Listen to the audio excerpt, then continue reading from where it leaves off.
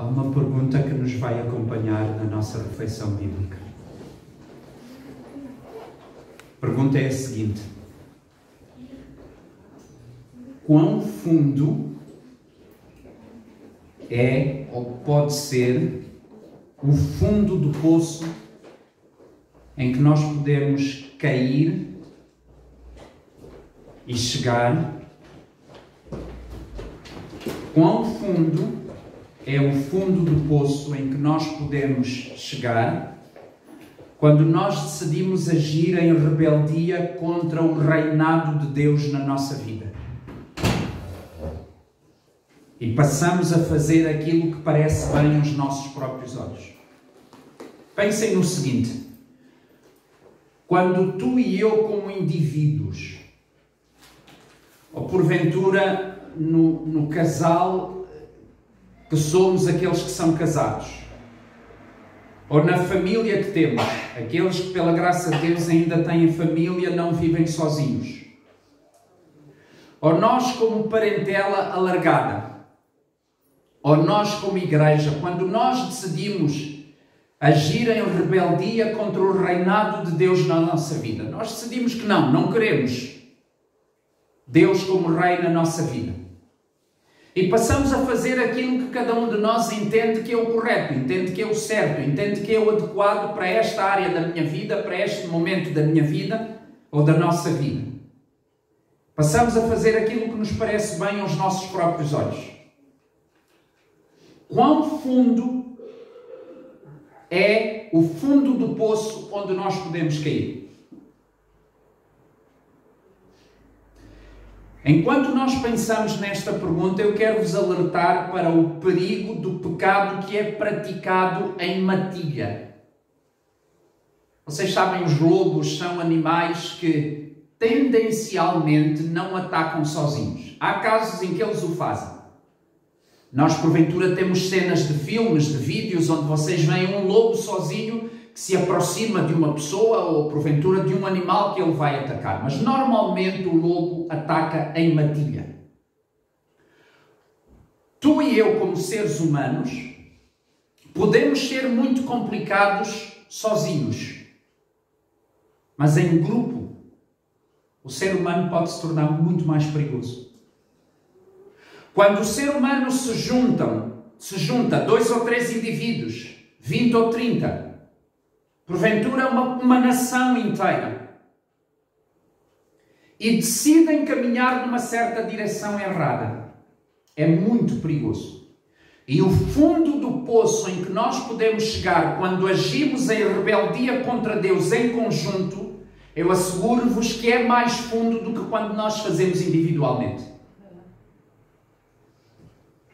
Provérbios capítulo 1. Por favor, acompanhem-me. É possível que, se conseguires, Marco, é possível que apareça ali na projeção também. Provérbios capítulo 1, versículos 10 a 19.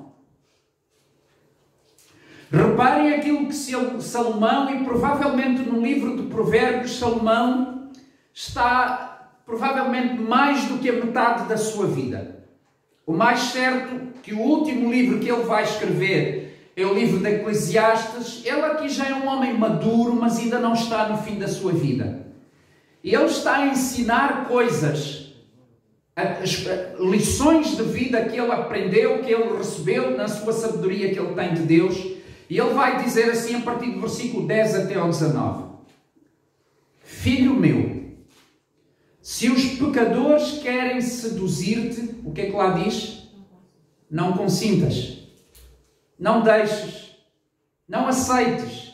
E repara que está se os pecadores, não é se um pecador. Viram a diferença? Se há um grupo de pessoas que querem te seduzir para alguma coisa, não deixes, não consintas. Se disserem, outra vez no plural, vem conosco, plural outra vez, embosquemo-nos para derramar sangue. Espreitemos e repara bem, ainda que sem motivo, os inocentes. Já viste o convite? Já viste a proposta? Alguém teve a bela ideia? Há um grupo de pessoas que teve a bela ideia. Nós vamos montar uma armadilha, uma emboscada contra pessoas inocentes. Vem connosco. E Salomão está a dizer, não consintas. Olha o desafio das pessoas no 12. Traguemo-nos vivos como o abismo e inteiros como os que deixem a cova. No sentido de vamos mesmo dar cabo, vamos destruir aquelas pessoas. 13. Acharemos toda a sorte de bens preciosos. Encheremos de despojos a nossa casa. No sentido de que isto que vamos fazer de mal, aquelas pessoas vai ter benefício para nós, vai ter proveito. Nós vamos ter ganho. Lança a tua sorte entre nós, estão eles a convidar. Teremos todos uma só bolsa. Portanto, este mal que nós vamos fazer, que tu vais te juntar a nós, vamos fazer matilha, tu vais ganhar também. Tu vais tirar o teu lucro, o teu benefício. Nós vamos ter como que um ganho coletivo e tu vais ter a tua parte. Salomão diz no versículo 15, filho meu, não te ponhas a caminho com eles. Guarda as tuas veredas, guarda das suas veredas os pés. Isto é, protege os teus pés de entrarem nos caminhos onde eles estão. Porque os teus pés, os pés daquele grupo, daquela matilha, correm para o mal e se apressam para derramar sangue. Pois de balde se estende a rede à vista de qualquer ave. Aqui Salomão está a dizer, quando se quer apanhar aves com uma rede, põe-se essa rede disfarçada, não é? Porque os pássaros são pássaros, não são parvos. Eles veem a rede e não se aproximam. Portanto, a coisa é montada, disfarçada. De balde se estende a rede à vista de qualquer ave. Estes se emboscam contra o seu próprio sangue e a sua própria vida espreitam. Salomão está a alertar o mal que aquelas pessoas estão a fazer contra os outros, em última instância vai se virar contra eles. Não te juntes a eles. Tal é a sorte de todo ganancioso. E este espírito de ganância tira a vida de quem o possui. Guardem aqui esta ideia. Se os pecadores querem seduzir-te, não o consintas, não alinhes. O que é pecado? Pecado é aquilo que se afasta de Deus. É ou não é? Pecado é aquilo que é alheio a Deus, não quer saber de Deus, não se interessa com Deus, não se preocupa com Deus. Pecado é aquilo que acontece, aquilo que se passa, o estado em que uma pessoa, uma nação, uma família pode se encontrar, que é contrário a Deus. Pecado é aquilo que é desobediência a Deus. Lembram-se quando uns estudiosos da palavra de Deus, o Antigo Testamento no caso, se aproximaram de Jesus e perguntaram: Mestre, qual é o principal dos mandamentos? Estão lembrados? Em Marcos 12, por exemplo. E Jesus disse, eu leio, Marcos 12, vamos ler, é melhor. Marcos 12, se puderes. Marcos 12, do 28 em diante. Marcos 12, 28 em diante. Chegando-se um dos escribas, tendo ouvido a discussão entre eles, portanto, havia um grupo de fariseus que estava a debater com Jesus, e vendo como Jesus lhes houvera respondido bem, perguntou-lhe a Jesus, um escriba, a perguntar a Jesus, qual é o principal de todos os mandamentos? Respondeu-lhe Jesus, o principal é, ouve, ó Israel, o Senhor nosso Deus é o único Senhor. Amarás, pois, o Senhor teu Deus de todo o teu coração, de toda a tua alma, de todo o teu entendimento e de toda a tua força. E o segundo é, amarás o teu próximo como a ti mesmo. Diz Jesus, não há outro mandamento maior do que estes. O escriba reage e responde, muito bem, mestre, com verdade disseste que ele, referindo-se a Deus, é o único e não há outro senão ele. E que amar a Deus de todo o coração, de todo o entendimento e de toda a força e amar o próximo como a si mesmo excede todos os holocaustos e sacrifícios. A história que nós vamos ler, eu vou introduzir e enquadrá-la, mas depois basicamente nós vamos ler a história. Nós vamos ler a história. Pensaste o mesmo que eu, Armando, provavelmente. Se for o caso, se eles não terminaram ainda, é melhor fechar a porta para não nos incomodar muito mais. Nós vamos ver o final do livro de Juízes. E para quem não conhece, eu asseguro-vos, o final do livro de Juízes é duro, é cruel, é brutal.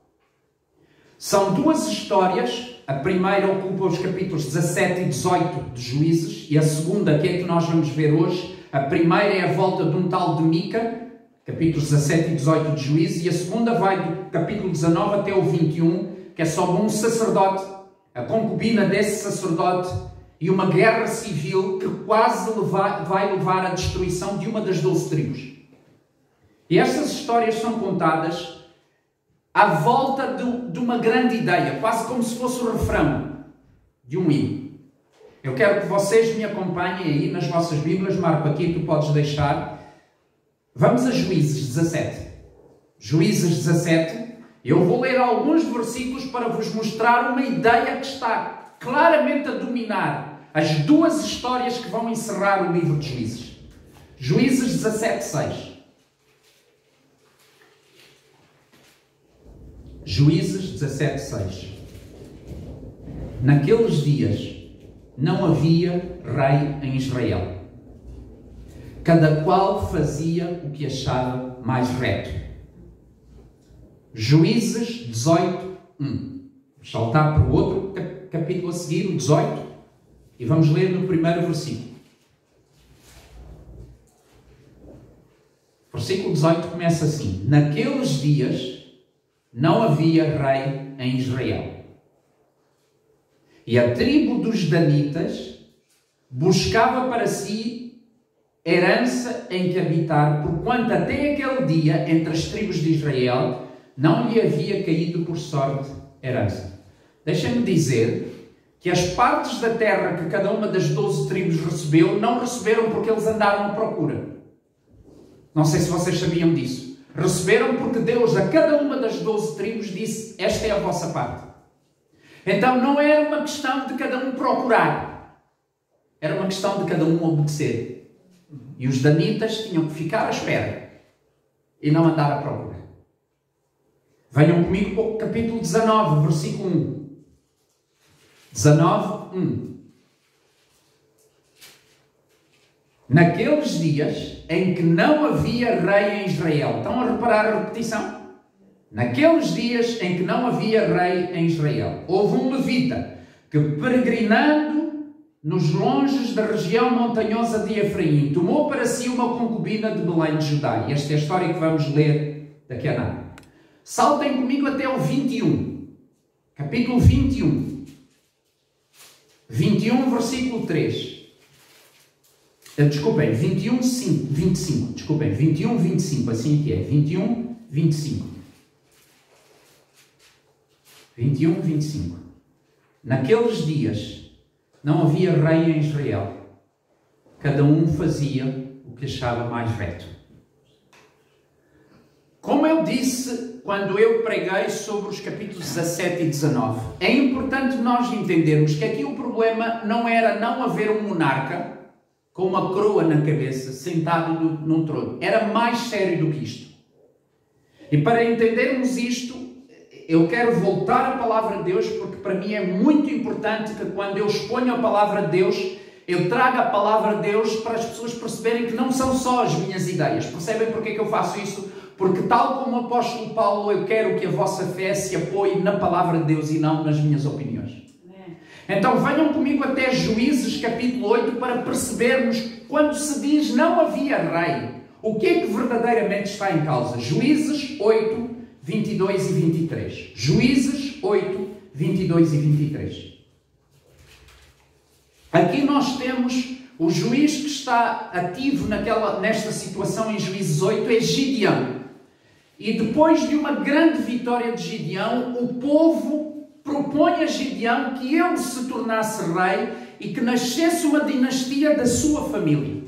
Este foi o convite. 22.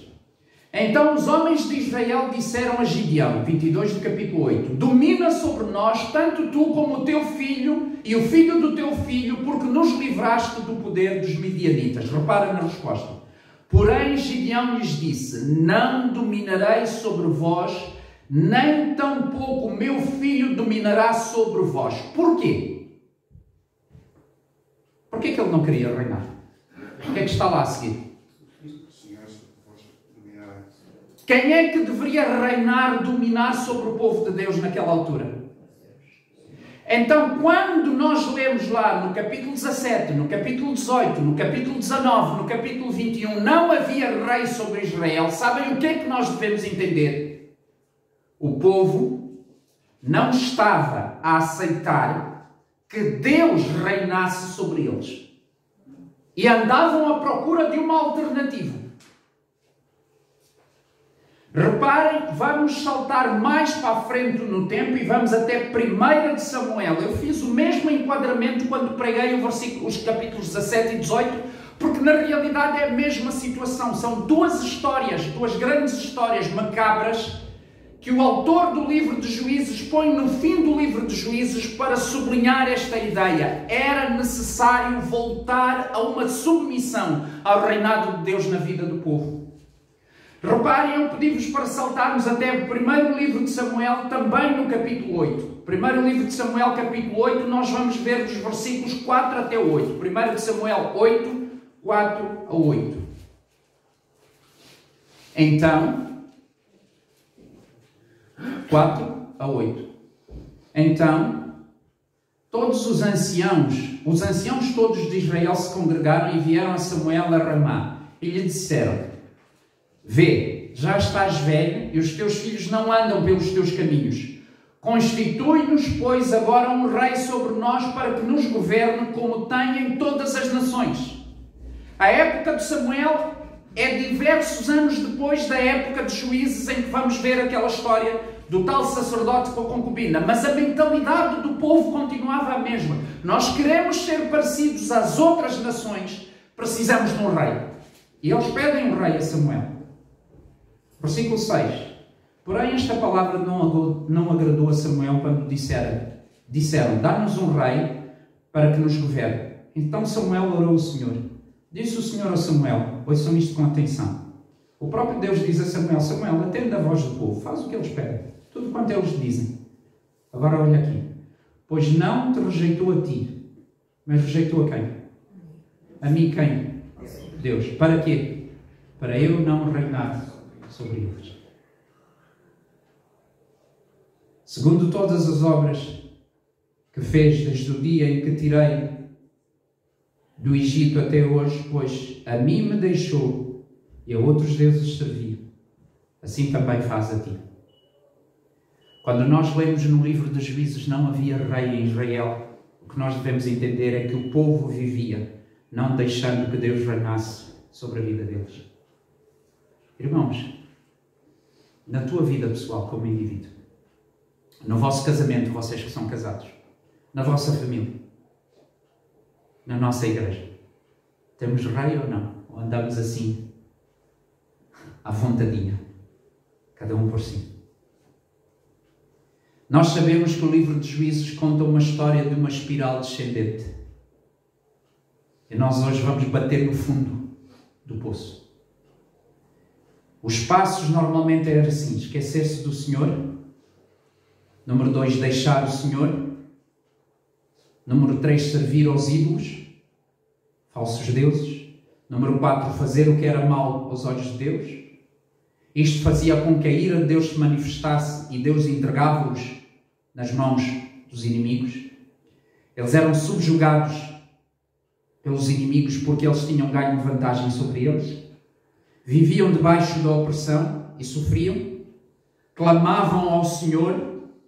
Deus arranjava-lhes um libertador e uma libertação. Viviam tempos de paz. E sabem o que é que acontecia depois de tudo isso? Lembram-se? Começava tudo de novo. Esqueciam do Senhor, deixavam o Senhor, serviam os ídolos, faziam o que era mal perante o Senhor. A ira de Deus manifestava-se, eram entregues nas mãos dos inimigos, viviam debaixo da subjugação, clamavam ao Senhor. Deus providenciava um libertador e uma libertação. Vinha um tempo de paz. O que é que acontecia a seguir? Tudo de novo. Eu creio que, quando nós observamos com atenção os capítulos 17 e 18, que contam a história do tal Mica, e observamos com atenção os versículos, os capítulos 19 até 21, nós vamos ver que eles, na realidade, mostram como é que o povo desobedeceu aos dois grandes blocos de mandamentos que nós temos nos 10 mandamentos. Venham comigo, por favor, até Êxodo 20.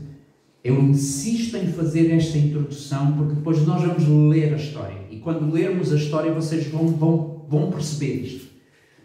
Os 10 mandamentos têm dois blocos, têm duas grandes partes. Já agora, lembram-se a resposta de Jesus quando lhe perguntaram qual era o principal mandamento? Ele deu 2, não foi? O primeiro é amar a Deus e o segundo é amar ao próximo. Vamos ler com atenção novamente os 10 mandamentos e vocês vão ver que estão dois grandes blocos. Um é como é que tu te relacionas com Deus e o outro é como é que tu te relacionas com o próximo. Êxodo capítulo 20. O que nós estaremos a ler é do versículo 1 até o versículo 17. Êxodo 20, 1 a 17. Então falou Deus todas estas palavras. O que é que Deus disse? Eu sou o Senhor teu Deus que te tirei da terra do Egito, da casa da servidão. Irmãos, vale a pena lembrar que a vontade de Deus aplica-se para os seus filhos que Ele já salvou. Entendes isto? Eles não tinham que obedecer a isto para sair do Egito. Estás comigo? Eles tinham de obedecer a isto porque Deus os tinha tirado do Egito para eles serem um povo diferente. Tu não obedeces à vontade de Deus para nasceres de novo. Tu, para nascer de novo, precisas de aceitar o Evangelho. Estás comigo? Mas uma vez aceito o Evangelho e uma vez nascido de novo, tu precisas de obedecer à vontade de Deus, porque Deus te tirou da escravidão. É para não continuares a viver como escravo. É para viveres com uma nova natureza, com uma nova mentalidade. É por isso que Deus, antes de dizer os mandamentos, diz: eu sou o Senhor, teu Deus, que te tirei da terra do Egito, da casa da servidão. Então vêm os mandamentos. 3. Não terás outros deuses diante de mim. Não farás para ti imagem de escultura, nem semelhança alguma do que há em cima dos céus, nem embaixo na terra, nem nas águas debaixo da terra. Não as adorarás, nem lhes darás culto, porque eu sou o Senhor teu Deus, Deus zeloso, que visito a iniquidade dos pais nos filhos até a 3ª e 4ª geração daqueles que me aborrecem, e faço misericórdia até 1000 gerações daqueles que me amam e guardam os meus mandamentos. Não tomarás o nome do Senhor teu Deus em vão, porque o Senhor não terá por inocente por tomar o seu nome em vão.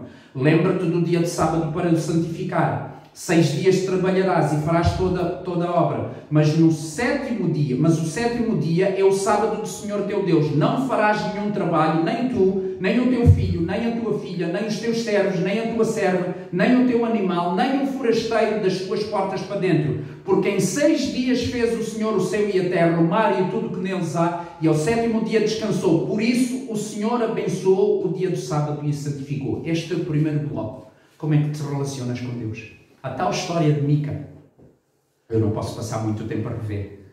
Nós começamos por descobrir que há um filho que vai ter com a mãe e diz assim: sabes, mãe, aquele dinheiro que te desapareceu, sobre o qual até tu rogaste uma praga a quem tivesse roubado. Lembram-se da história? Isso foi há 15 dias atrás.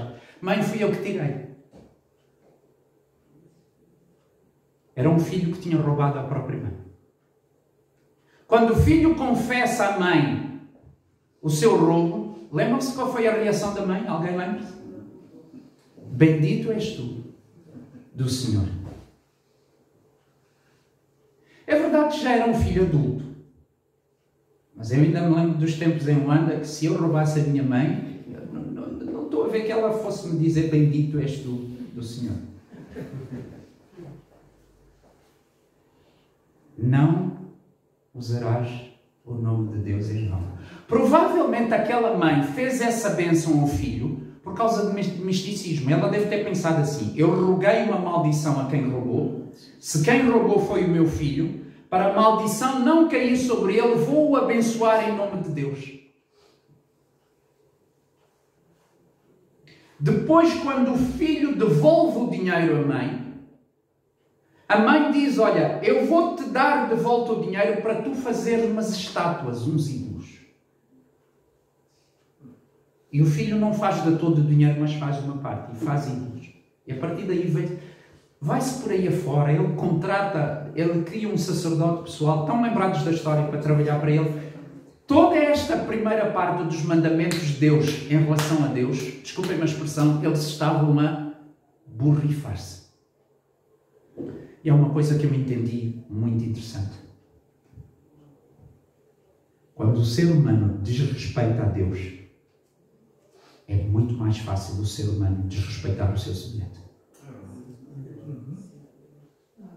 A primeira história, porque depois é interessante, vêm os danitas, da tribo de Dan, que andavam à procura de terra, acabaram por se apropriar do sacerdote de Mica e dos ídolos de Mica. E quando Mica vai tentar recuperar, eles basicamente dizem em bom português: cala a boca.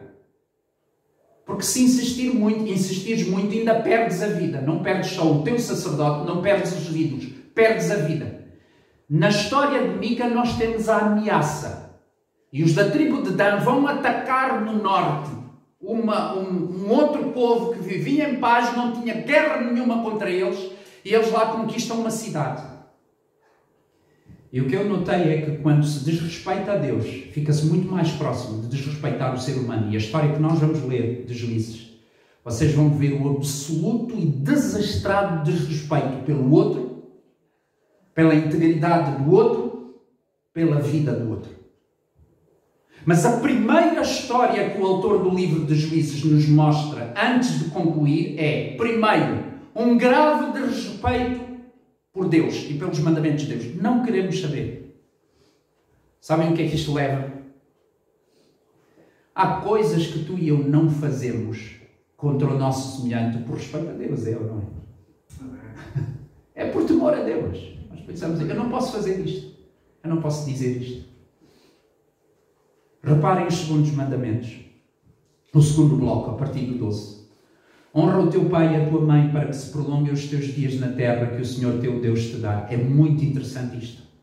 Eu gosto de refletir que Deus dá os mandamentos que dizem respeito ao nosso relacionamento com Ele.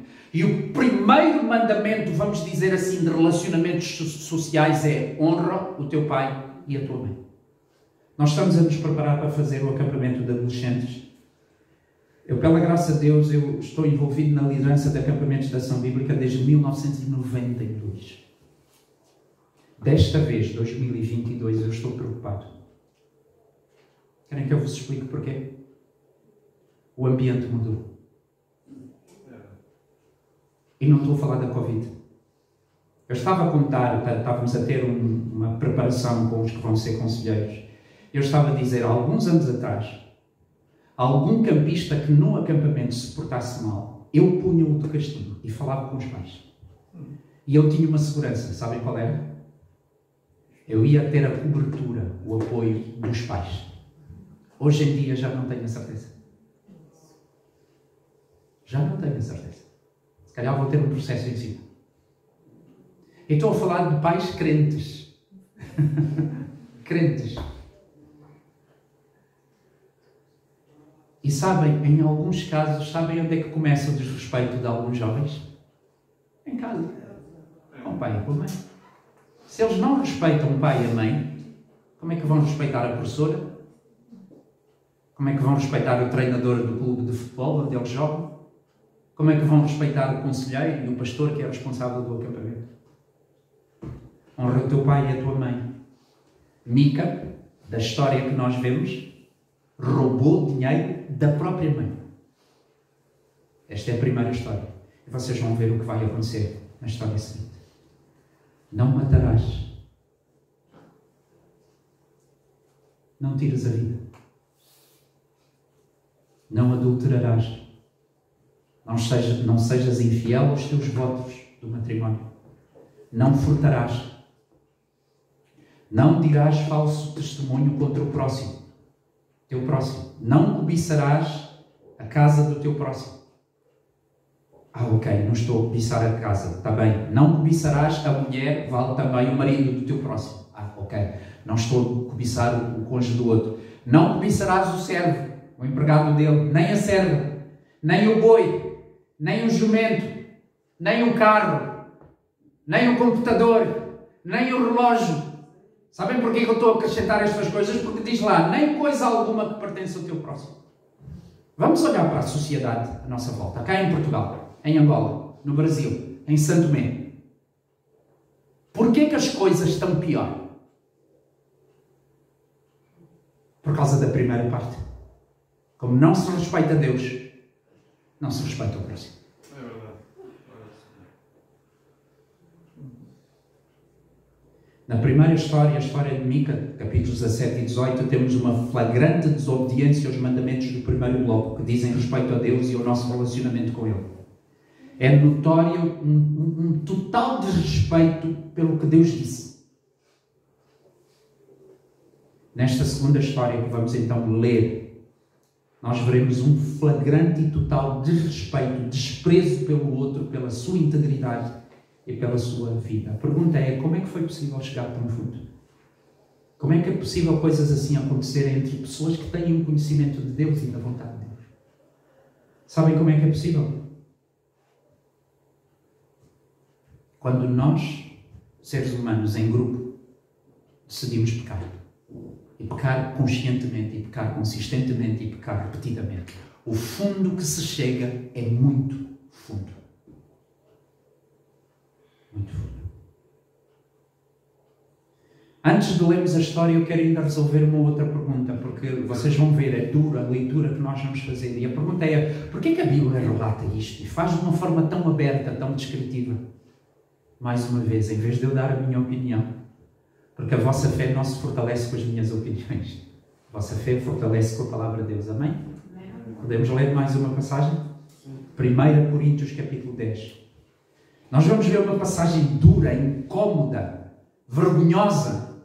E a pergunta que alguns poderiam fazer é, porquê que a Bíblia traz isso? Porquê que a Bíblia conta uma história destas? 1 Coríntios capítulo 10. Nós vamos ler do 6 a 14. 1 Coríntios capítulo 10, 6 a 14.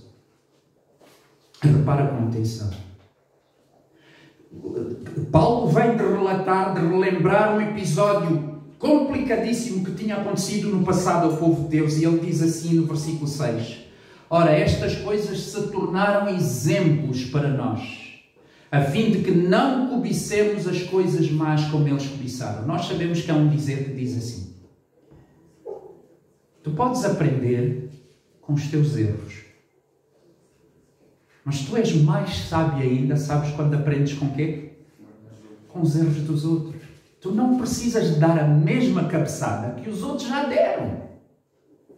Se tu já viste que o outro se deu mal nesta situação, toma isso como exemplo para ti e não repitas os erros que os outros já fizeram. E Paulo está a dizer, nós temos isto escrito para ser exemplo para nós. As coisas duras, cruéis que a Bíblia tem, irmãos, eu creio que a Bíblia tem para nos avisar. Atenção que o fundo pode ser muito fundo. No teu casamento, na tua família, na tua parentela, na vossa comunidade local. O fundo pode ser muito fundo. Tenham cuidado. Diz assim no versículo 7, não vos façais, pois, idólatras. Um idólatra é alguém que adora algo ou alguém no lugar de Deus, como alguns deles. Porquanto está escrito, o povo assentou-se para comer e beber, levantou-se para divertir-se. E não pratiquemos imoralidade, como alguns deles o fizeram, e caíram num só dia 23.000 nesse episódio. Não ponhamos o Senhor à prova, como alguns deles fizeram, e pereceram pelas mordeduras de serpentes. Versículo 10, nem murmureis como alguns deles murmuraram e foram destruídos pelo exterminador. Versículo 11, estas coisas lhes sobrevieram como exemplos e foram escritas para a advertência nossa, de nós outros, sobre quem os fins dos séculos têm chegado. Aquele, pois, que pensa estar em pé, veja que não caia. Estamos em pé? Graças a Deus, mas atenção, podemos cair e o fundo do poço pode ser muito fundo. Não vos sobreveio tentação que não fosse humana, mas Deus é fiel e não permitirás que sejais tentados além das vossas forças. Pelo contrário, juntamente com a tentação, lhes proverá o livramento, de sorte que o possais suportar. Portanto, amados, fujam da idolatria. Meu primo, deixei lá nas instalações de Lisboa um livro que eu gostaria imenso que tu levasses contigo. Ainda de caminho vamos voltar lá. Vamos então ler a tal história.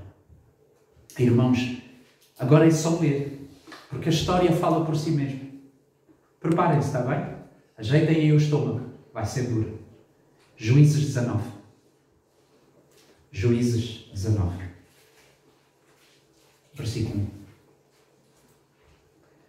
Naqueles dias em que não havia rei em Israel, houve um homem levita que, peregrinando, caminhando, nos lugares mais longes da região montanhosa de Efraim, tomou para si uma concubina de Belém de Judá.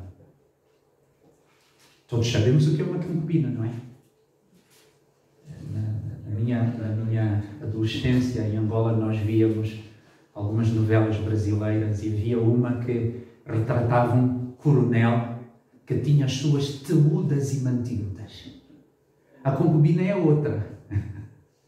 A concubina não é a patroa, não é a esposa, é outra. Portanto, tens aqui um levita, que são homens vocacionados para servir a Deus, que tem uma outra. Porém ela, aborrecendo-se dele, o deixou e tornou para a casa do seu pai em Belém de Judá. E lá teve uns dias e uns 4 meses. Seu marido, tendo consigo um servo e 2 jumentos, levantou-se e foi após ela para lhe falar o coração, a fim de tornar a trazê-la. Ela o fez entrar na casa do seu pai. Este, portanto, o sogro, o pai, quando o viu, saiu alegre a recebê-lo. Seu sogro, pai da moça, deteve-o por 3 dias em sua companhia. Comeram, beberam e o casal se alojou ali. Eu já estou a pensar, alguns de vocês que não conhecem a história, mas então o pastor disse que isto ia correr mal, isto até agora. Tá, é verdade que ela deixou, mas ele foi lá, foi à procura dele e eles até estão aqui, estão a comer, a beber, está a correr bem. Calma. Calma que estamos na boca do poço. 5. Ao 4º dia, madrugaram e se levantaram para partir.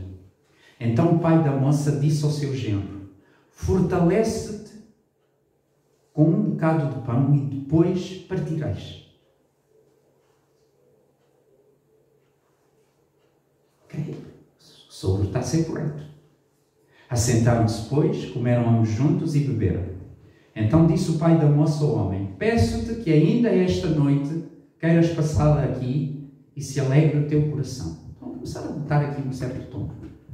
Estão já de malas feitas para irem embora e o pai e o sogro dizem: não, fiquem só mais um bocado. Vamos comer, vamos nos divertir. 6.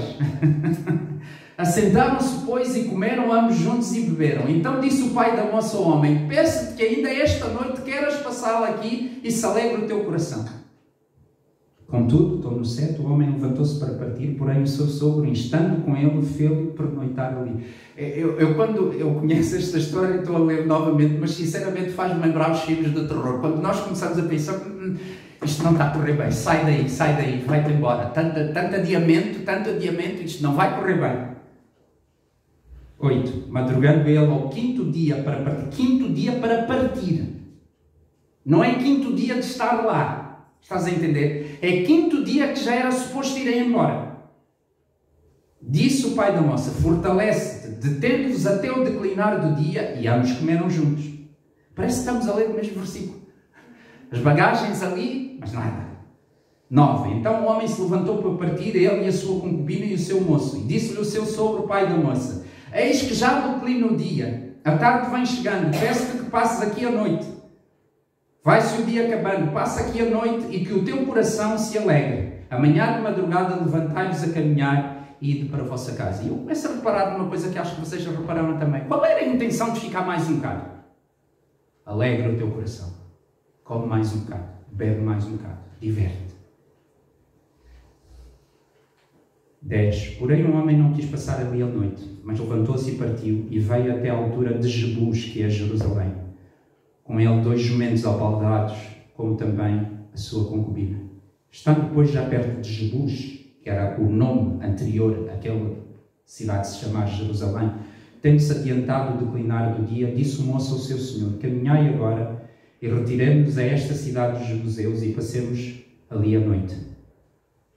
Porém o seu senhor, o levita, lhe disse: não nos retiremos a nenhuma cidade estranha que não seja dos filhos de Israel, mas passemos a Gibeá. É preciso que vocês entendam que nesta altura havia partes que ainda não tinham sido conquistadas pelo povo de Deus. Está bem? Disse mais a seu moço, estou no 13, caminha e cheguemos a um daqueles lugares e pernoitaremos em Gibeá ou em Ramá.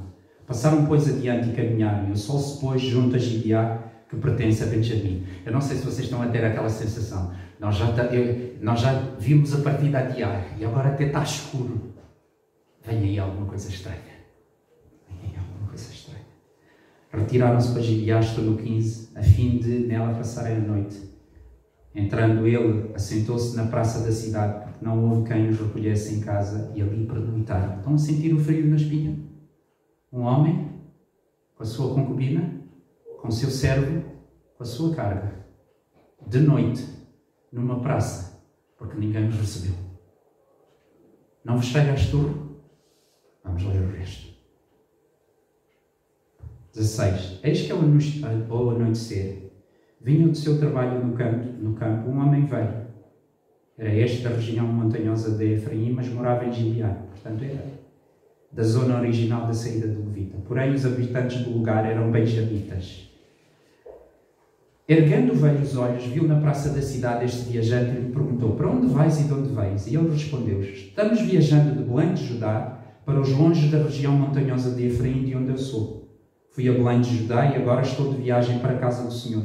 E ninguém há que me recolha em casa. Deixa-me só lembrar-vos que dos mandamentos que Deus tinha dado, não dos 10, mas do desenvolvimento, uma das coisas que Deus dizia era para acolher os peregrinos.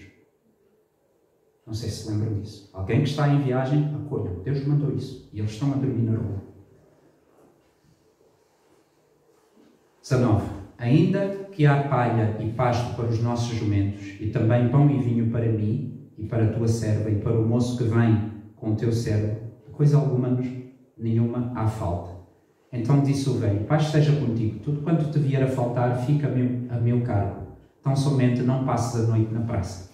Levou-o para casa e deu pasto aos jumentos, e tendo eles lavados os pés, comeram e beberam. Eu já estou a imaginar vocês a pensar: pastor, está a correr bem? Calma.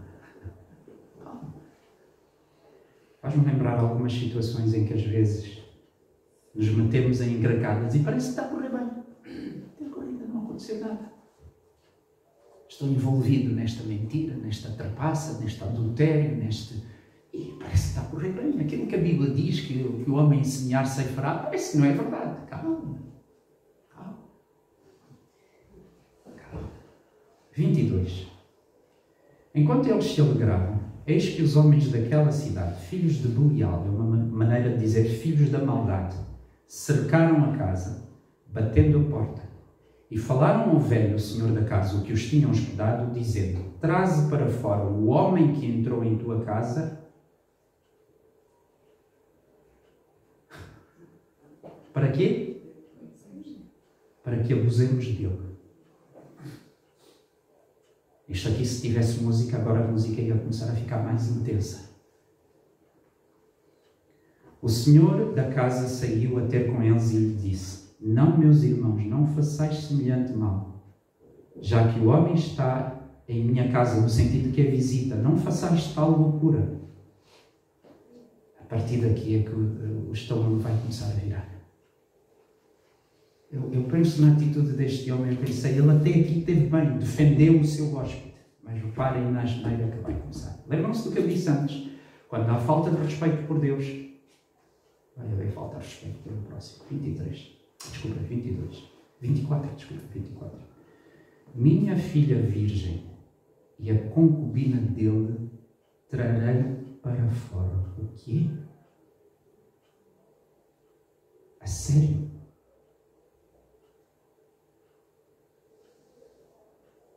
Humilhai-as e fazei delas o que melhor vos agrade. Porém, a este homem não façais semelhante loucura.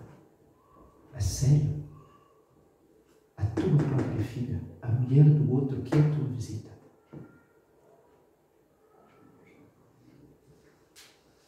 Porém, aqueles homens não quiseram ouvir, não o quiseram ouvir, estou no 25. Então ele pegou da concubina do levita e entregou a eles fora.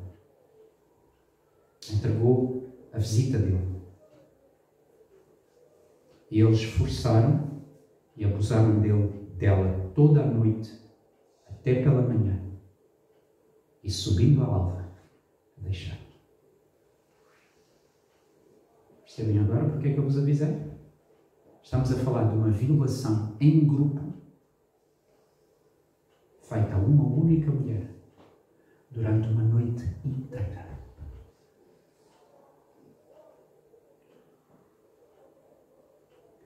Ao 26, ao romper da manhã, vindo a mulher, caiu à porta da casa do homem, de tão estraçalhada que aquela mulher estaria, onde estava o seu senhor, e ali ficou até que se fez dia claro. Levantando-se pela manhã, o seu senhor abriu a porta da casa e, saindo a seguir o seu caminho, eis que a mulher, sua concubina, jazia à porta da casa, com as mãos sobre o limiar. Tipo, ela foi se aproximando e chegou. Imaginem que tem um degrauzinho e ela ali caiu e ficou com a mão em cima, não conseguiu se mexer mais. 28. E ele disse: levanta-te e vamos. Porém ela não respondeu. Então um homem após carregou sobre o jumento, dispôs e foi para a sua casa. Quem é que tinha posto a mulher na rua? Quem é que entregou a mulher à matilha que havia o outro?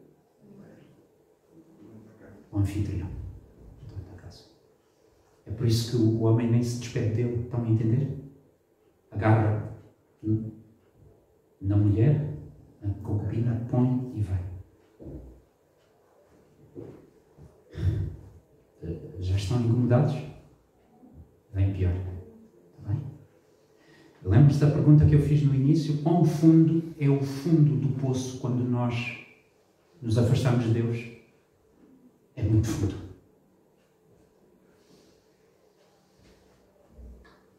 29. Chegando-se a casa, tomou um cutelo e, pegando a concubina, a despedaçou os seus ossos em 12 partes e as enviou por todos os limites de Israel. Entendeste o que é que aconteceu? A mulher tinha morrido.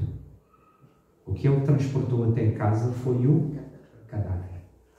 E ele, quando chega à casa, pega num cutelo e parte o cadáver em 12 partes.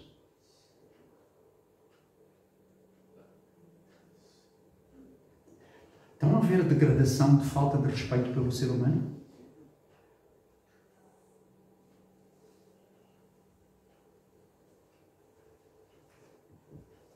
E para cada uma das 12 tribos de Israel, ele enviou uma parte do corpo. Profanação de cadáver.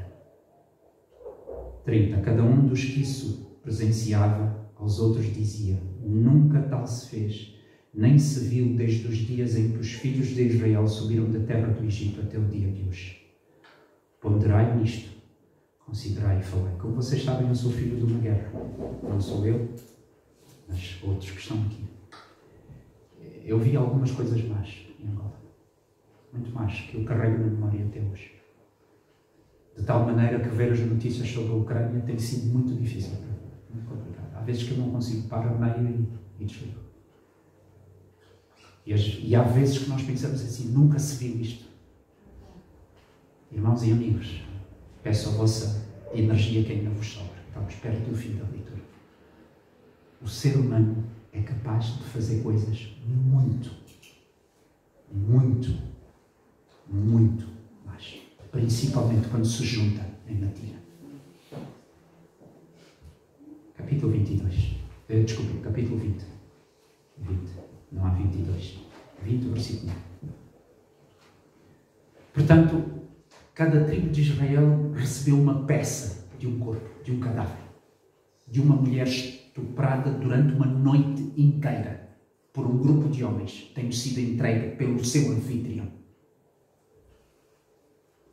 Capítulo 20, versículo 1. Saíram todos os filhos de Israel e a congregação se ajuntou perante o Senhor em Mispá, como se for um homem, desde Dan até Berseba, que é uma maneira de dizer desde o norte até o sul, como também a terra de Gileade. Os príncipes de todo o povo e de todas as tribos de Israel se apresentaram na congregação do povo de Deus. Havia 400.000 homens de pé que puxavam a espada, homens treinados para combater. Ouviram os filhos de Benjamim que Israel tinha subido de Mispá. Já agora, lembram-se de que tribo eram os violadores? Benjamim. Isto vai ser importante. Disseram os filhos de Israel: contai-nos como sucedeu esta maldade. Então respondeu, estou no versículo 4 do capítulo 20, respondeu o levita, marido da mulher que fora morta, e disse: Cheguei com a minha concubina a Gibeá, a cidade de Benjamim, para passar a noite. Os cidadãos de Gibeá se levantaram contra mim e à noite cercaram a casa em que eu estava. Intentaram matar-me e violar a minha concubina de maneira que morreu. Então peguei a minha concubina e a fiz em pedaços e a enviei por toda a terra da herança de Israel, porquanto fizeram vergonha e loucura em Israel. Eis que todos sois filhos de Israel, eia, dai a vossa palavra e conselho neste caso. Então todo o povo se levantou como um só homem, dizendo: nenhum de nós voltará para a sua tenda, nenhum de nós se retirará para casa. Vai haver desgraça. Ou vai haver ainda mais desgraça. Porém é isto que faremos a Gibeá: subiremos contra ela por sorte. Tomaremos 10 homens de 100 de todas as tribos de Israel, e 100 de 1000, e 1000 de 10.000, para providenciarem mantimento para o povo, a fim de que este, vindo a Gibeá de Benjamim, faça ela conforme toda a loucura que tem feito em Israel. Benjamim é uma das 12 tribos. Vocês estão a perceber o que é que se está a preparar aqui? Vingança. Benjamim vai ter o troco do que fez. Portanto, estão 11 tribos a prepararem-se para a batalha, para dar o troco à tribo de Benjamim.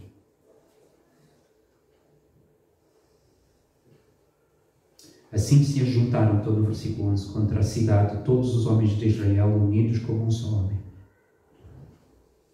Guerra civil. Estou no 12. As tribos de Israel enviaram homens por toda a tribo de Benjamim para lhe dizerem: que maldade é essa que se fez entre vós? Dai-nos agora os homens, os filhos de Belial, que estão em Gibeá, para que os matemos e tiremos de Israel o mal. É interessante que eles, num primeiro passo, eles dizem: nós queremos matar os que fizeram. X, não sabemos qual era, mas entreguem-nos esses que fizeram. Num certo sentido era justo. Entendem? Os culpados do crime tragam cá, esses que nós vamos castigar. Olhem o que diz o versículo 3 a meio. Porém Benjamim não quis ouvir a voz dos seus irmãos, os filhos de Israel. A sério? Eles fizeram isto e vocês estão a encobrir? Estão a proteger? Vejam o quão longe, o quão fundo se está, que já nem se entregam culpados de crime. Conhecem isto em alguma parte do mundo? Conhecem alguma parte do mundo onde não haja isto? Então já se protege criminosos flagrantes. Antes, versículo 14, os filhos de Benjamim se juntaram, vindo das cidades de Gibeá, para saírem a pelejar contra os filhos de Israel. Vai haver porrada. Vai haver mortos. E contaram-se naquele dia dos filhos de Benjamim, vindos da cidade, eram 26.000 homens que puxavam da espada, afora os moradores de Gibeá, que se contavam 700 homens escolhidos. Entre todo o povo havia 700 homens escolhidos, canhotos, os quais atiravam com fundo uma pedra num cabelo e não erravam. Contaram-se entre os homens de Israel, afora de Benjamim, 400.000 homens que puxavam da espada, e todos eles homens de guerra. Eu preciso vos lembrar que quando Jacó, Israel, vai a morrer, ele abençoa cada um dos filhos. E vocês precisam ler a bênção sobre Benjamim, tribo guerreira. Os benjamitas eram danados para a porrada. E vocês podem pensar assim: são 11 tribos contra uma, vai correr mal, porque os benjamitas eram danados para a porrada. E como a hora avança, eu vou-vos resumir a história e eu espero que vocês leiam em casa depois. Há ataques em levas. E os primeiros ataques Benjamim conseguiu repelir. E vai morrendo gente. E vai morrendo gente. E as outras 11 tribos aumentam a parada. Até que finalmente conseguem ganhar a batalha contra os benjamitas. Morrem milhares de pessoas. Milhares de pessoas morrem. E mais grave do que isso, todas as 11 tribos fazem um juramento. Depois de terem sido mortos milhares de homens dos benjamitas, eles fazem o seguinte juramento: ninguém vai dar filhas nossas para casar com benjamitas. Sabem o que é que esteve para acontecer? O fim da tribo de Benjamim. E vocês vão ler depois que a maneira como eles fazem para ultrapassar o voto que eles tinham feito de não entregar mulheres aos benjamitas, é como diz o povo, é pior a emenda do que o soneto. Leiam depois. Leiam depois. Eu vou-vos deixar com esse suspense para vos atrair. Quase acaba a tribo de Benjamim. E o livro dos Juízes termina então, capítulo 21.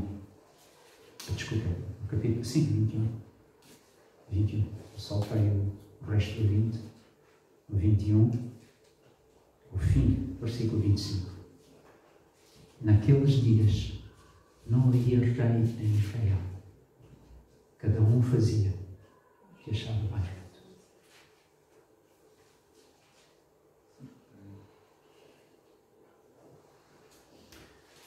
Uma concubina que deixa o seu marido e volta para a casa do seu pai. Não sabemos porquê. Marido que vai para ir recuperar a concubina. Um sogro que retém a dia a partida. Uma cidade que não hospeda visitantes. Um grupo de homens que quer fazer mal a um homem. O anfitrião que está disposto a entregar a própria filha e a mulher que ele está a acolher. Acaba por entregar só a concubina. Violada uma noite inteira. Morta. O cadáver dela é esquartejado. As tribos unem-se contra Benjamim. Pedem os autores. Os benjamitas resolvem proteger os criminosos. Guerra civil. E um voto, desculpem-me a expressão, estúpido. Porque eles sabiam que a ordem de Deus era que eles casassem entre eles 12 tribos. Se eles estão a dizer 11 que ninguém vai dar filhas aos benjamitas, os benjamitas vão desaparecer. E no fim termina este voto com uma trapaça lá. Tudo isto porquê? Porque não havia submissão a Deus. O que é que nós precisamos então de tirar juntos daqui? Temos que nos submeter ao reinado de Deus na nossa vida. Mas não é só uma questão individual. E esta é a lição, irmãos, que eu gostaria que nós guardássemos. Isto é um problema coletivo. Se vocês, que são pessoas que eu pastorei e alguns são da minha família, se vocês me veem num comportamento errado, o que é que pelas ordens do rei é suposto fazermos? Olhar para o lado e falar nas costas. Não é o que muitas vezes faz. Olhar para o lado e falar nas costas. Não. O que é que a Bíblia diz? Vai falar com ele. Vai falar com ele. Se ele não te ouvir, o que é que a Bíblia diz? Chama 2 ou 3 testemunhas, não é? E vão falar com ele. Se ele não vos ouviu, o que é que a Bíblia diz? Levem-no à igreja. Levem-no aos mais velhos, não é lá? Levem aos mais velhos. O que é que acontece a um país onde não há justiça? Onde os tribunais não funcionam? Onde não há sentença? Guerra civil. O povo depois... Eu ainda me lembro também na minha infância e adolescência, quando se apanhava um ladrão, eu lembro disso, até nós os miúdos dávamos a nossa palmada no ladrão. Não sei se tu te lembras disso. Sabem porquê? Porque a polícia e os tribunais não funcionavam.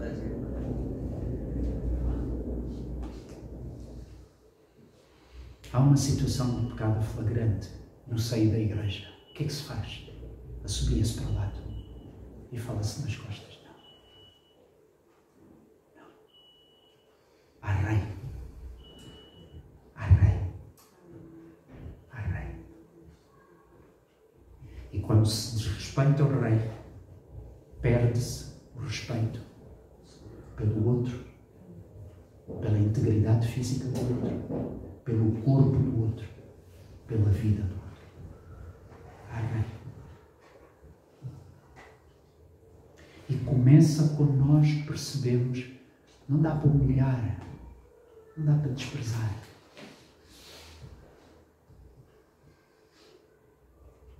Guerra na Ucrânia. Há um que se consta é que o Sr. Presidente da Rússia dizia que a Ucrânia não era um país. Eles não eram um povo. Estão a ver? Quando eu desrespeito o outro, é mais fácil depois matar, ou não é? Estão a entender? Já se eu entendo, não, espera aí, é um país, é um povo diferente de mim, merecem respeito, é outra coisa. Como é que os nazis chamavam os judeus? Ratos.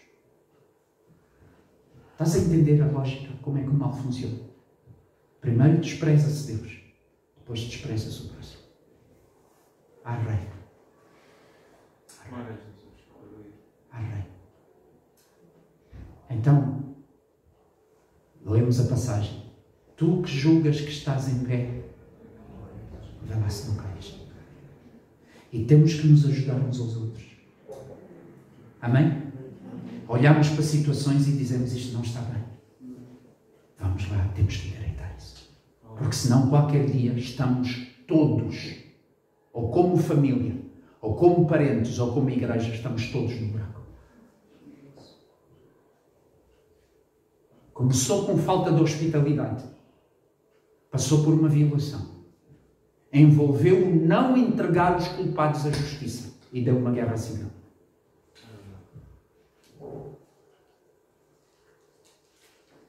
Às vezes a morte de algumas comunidades locais, eu disse comunidades locais, porque a Igreja de Cristo não morre. Amém? Mas há comunidades locais que morrem. Começa com coletivamente fecha-se os olhos ao pecado.